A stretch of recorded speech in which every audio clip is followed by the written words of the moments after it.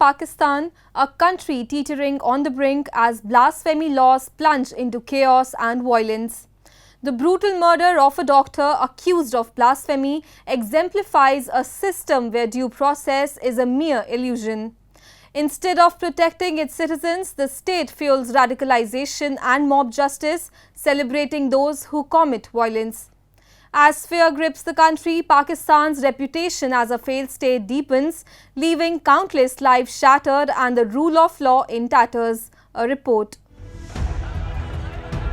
These troubling visuals of a police van set ablaze by an aggressive mob, along with their acts of vandalism, symbolize a broader crisis.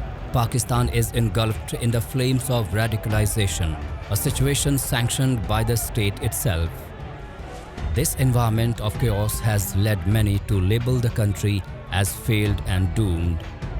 A tragic incident underscoring this turmoil occurred on September 19th when a doctor named Shahnawaz Shah was brutally murdered in Umarkot, Sindh after being accused of sharing blasphemous posts on social media. He had previously been charged under the harsh Section 295C of the Pakistan Penal Code, which carries the death penalty for alleged blasphemy against Prophet Muhammad. The accusation was followed by major unrest as extremists took to the streets and staged a violent demonstration. Reports and disturbing images indicate that Dr. Shahnawaz was killed by Sindh police and his body was later taken to the civil hospital. This staged killing raises serious concerns about the misuse of blasphemy laws in Pakistan. Just days before his death, on September 17th, Dr. Shahnawaz was ordered to report to the health department in Karachi after being suspended from his position at the district headquarters hospital due to public outrage.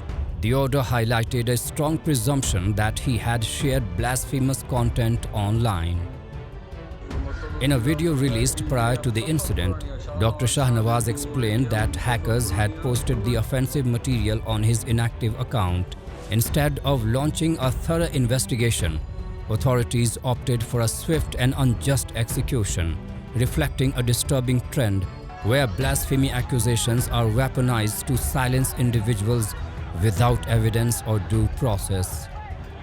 The fact that the policeman involved in his murder was celebrated with flowers further illustrates the depths of Pakistan's societal decline. Blasphemy laws have traditionally existed for one reason and one reason alone, which is political. And very frequently personal as well. In medieval Europe, because the lending of money, usury as it's called, was not allowed, Jews used to be the target of every sort of blood libel rumor by a debtor who could not repay his debt. Today, it's a slightly different dynamic, but very similar. It's usually politically motivated in some form or the other, where you want to hide your own culpability. Earlier in a troubling incident in Balochistan's Quetta, a policeman allegedly killed a man who was in custody on blasphemy charges. The issue of blasphemy in Pakistan is fraught with tension and has led to numerous acts of violence and murder. One of the most significant events was the assassination of Punjab Governor Salman Taseer in 2011 by his own bodyguard Mumtaz Qadri. Taseer had publicly criticized the blasphemy laws and advocated for reform, which ultimately cost him his life. Following the assassination, Qadri was hailed as a martyr by certain segments of society. Another prominent case involved Asiya Bibi, a Christian woman accused of blasphemy after a disagreement with neighbors. She spent nearly 10 years on death row before her acquittal in 2018. This case sparked widespread protests and unrest, culminating in the murder of her lawyer Shahbaz Bhatti, a Christian minister, in 2011. Additionally, the 2017 lynching of Mashal Khan, a university student at Abdul Wali Khan University, underscored the perils of mob justice surrounding blasphemy accusations. His brutal murder highlighted the extreme volatility and dangers inherent in such allegations. Pakistan, remember, is fundamentally a feudal agrarian society that in most parts still exists in the 7th or the 11th century. And the characteristic of that society is, the spreading of gossip and rumors, followed by large lynch mobs that target religious establishments, usually for some kind of political or personal reason, but masked up as religious whatever.